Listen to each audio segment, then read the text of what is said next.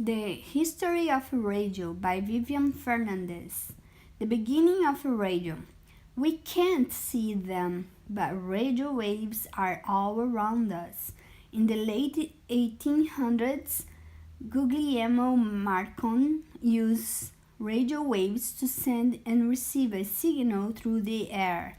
At first, the signal only went short distance. Marconi kept working, and soon he was sending signals over several miles.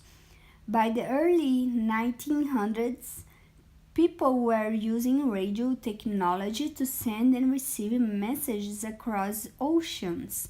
However, these messages were not voices. They had to be sent in Morse code. Then, on December 24, 1906, Reginaldo Fessenden made the first transmission of speech and music. He had found a way to change the sounds of voice and music into a signal that could be carried by radio waves.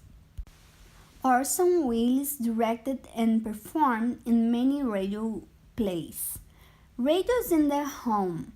By the 1920s, more and more people had radios at home.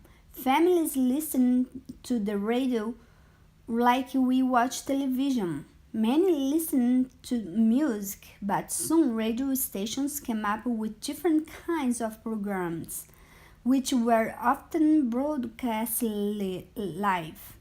Families could listen to the radio to hear music, comedies, and stories. One show was maybe too exciting. On October 30th, 1938, Orson Welles presented The War of the Worlds. Millions of people listened to the radio show about an alien attack, and some believed that what they heard was real. Another kind of radio drama told stories about families. They were called soaps. This is because soap makers paid for most of these shows. Saturday morning and after school were times for children's shows. Buck Rogers in the 25th Century, Superman, and Popeye were some children's shows.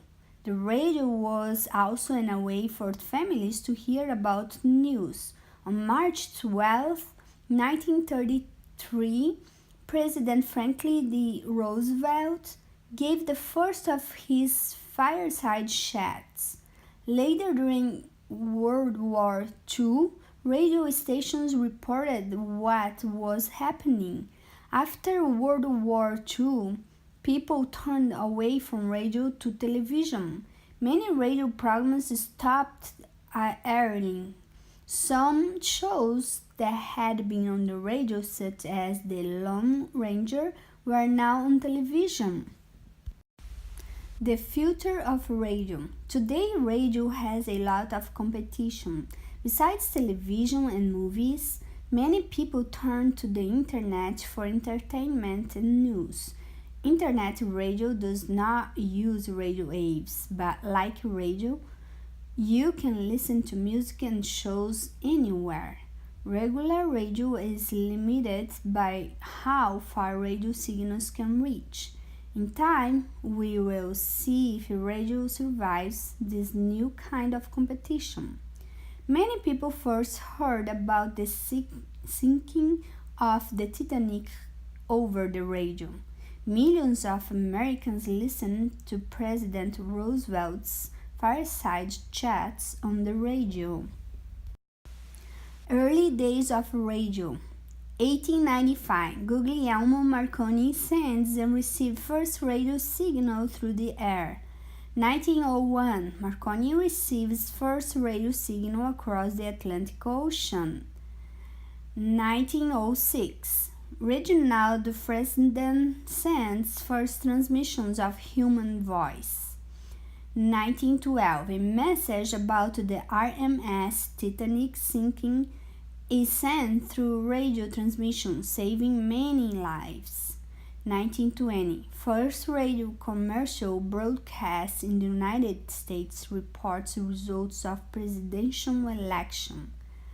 1921. First broadcasts of baseball and football games. 1922.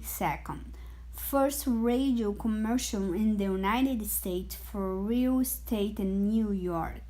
1926. First national network is formed, National Broadcasting Company, NBC.